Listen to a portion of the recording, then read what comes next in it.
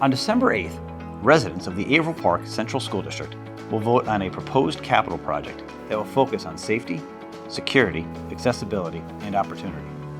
A building condition survey, input from the community, faculty, staff, administration, and members of the Board of Education help dictate the scope of the project, which will address health and safety concerns across the district, modernize classroom space, and strengthen our physical education programs. Voting will take place from 7 a.m. to 9 p.m. at the high school. We've been planning this capital project for more than 3 years. During this time, we have followed one simple rule. We will do this right and not rushed. While we understand that putting a capital project out now during a pandemic is a difficult thing to do, we feel like we need to continue to move the district forward and do everything we can in order to fulfill our mission to meet the needs of and create opportunities for every student, every day. Since March, our community has come together and we've been able to do great things. We honored our class of 2020 with the drive-in graduation. We did our reverse parades in all of our buildings. We're performing education in a way that would have been unimaginable 10 years ago through our remote and virtual learning. All this is because of the partnership we have with our community. This capital project will enable us to continue to allow Averill Park Central School District to be a place where our student needs always come first. There are 2 propositions in the referendum. The first proposition includes replacing and upgrading critical needs, such as aging infrastructure, masonry, electric, heating and ventilation, and more. This project includes safety upgrades at each of our buildings, including the high school, middle school, all 3 elementary schools, and the George Washington School, which the district still owns and leases out as a source of revenue. Each building's entrance will be hardened and all entrances will be uniform across the district. The consistent layout and design will increase student safety and allow a more efficient response by law enforcement in the event of an emergency. Intruder hardware will be enhanced as well, ensuring students are safe and secure during the event of a lockdown.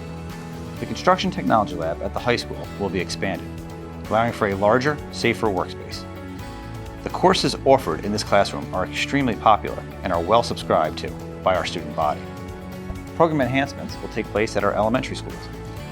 Notably, the trailer at Poston Hill Elementary School will be eliminated, and a guidance suite, conference room, and faculty room will be created, allowing the administration and faculty to better meet the social and emotional needs of students and families. At Miller Hill Sand Lake Elementary School, the existing cafeteria will be expanded to accommodate more students and improve acoustics and add natural light.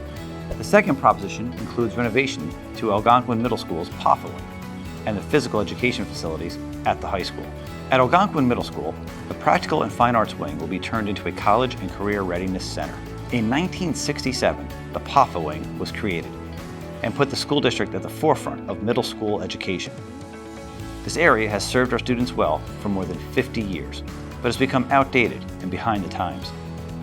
The renovation will support modern career pathways in technology, robotics, art, and family and consumer science. A large part of Proposition 2 is the PAFA wing here at Algonquin, the Practical and Fine Arts wing, which we want to transform into the College and Career Readiness Center. This area of our school was designed in the 1960s and has remained largely unchanged throughout that entire time. Today, we want to envision a new space for our students that meets their needs and reflects the new curriculum that our teachers have worked very hard to develop over the past several years. Well, we're here in the Family and Consumer Sciences classroom, and this space represents the instruction that took place several years ago. Nowadays, students are not spending time cooking and sewing, but are rather spending their time working on job applications, learning more about colleges and careers, and trying to understand what their future may hold. As they work together in collaborative settings, this space doesn't necessarily lend itself to that type of collaborative work that uses computers and group work. Knowing that, we also can't have our FACS classes take place inside of the FACS classroom, and as a result, this room takes up valuable real estate in our school and is underutilized.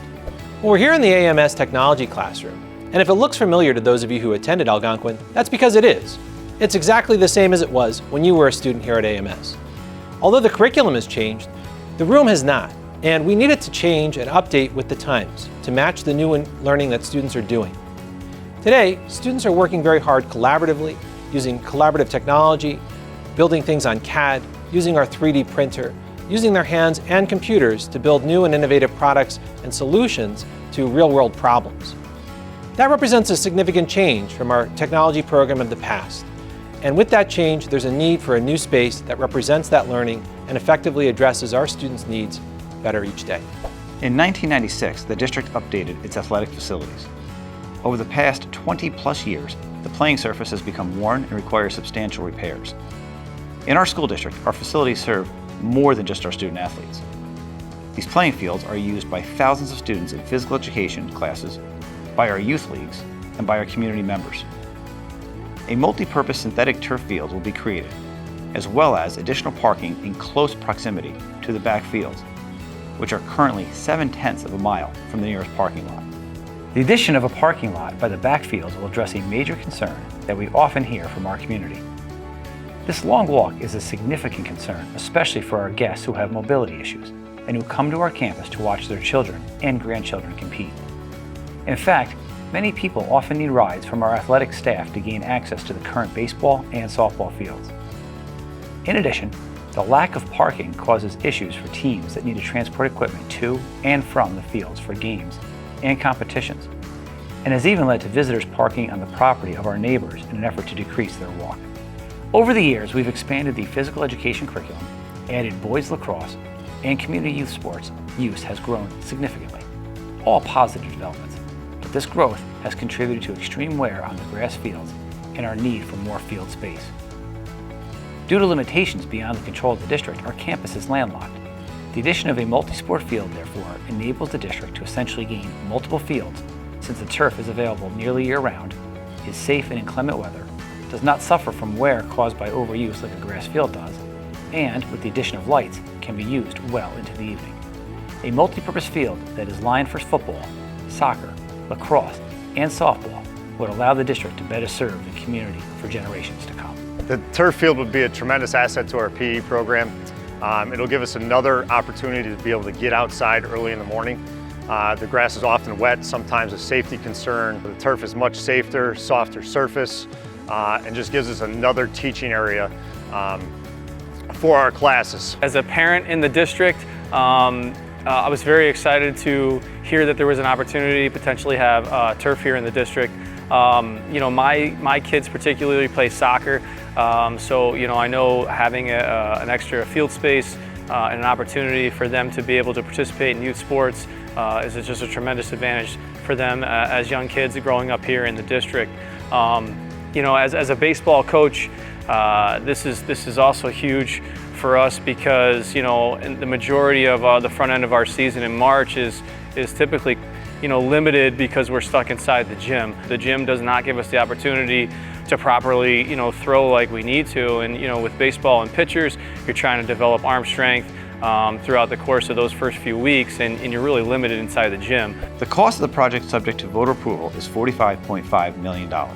However, approximately 74% of the cost would be eligible for state building aid reimbursement. Proposition 1 calls for $32.7 million, while Proposition 2 calls for $12.8 million. Proposition 1 must pass in order for Proposition 2 to be considered. For more information about the project, estimated tax impact, and how to vote, visit the school district's website or check your mailbox for a capital project newsletter in November. Every aspect of this capital project will improve and enhance the student experience. From boilers and roofs and intruder hardware to the post and kill guidance suite and the expansion of the cafeteria at Miller Hill Sand Lake. From the PAFA wing being renovated at Algonquin Middle School to the improved physical education facilities at the high school. I am confident that students from many generations will benefit from this project. While this has been a long time in the making, we are confident that we've put out a well thought out and detailed plan to our community. Please remember to vote on Tuesday, December 8th from 7 a.m. to 9 p.m. at the high school.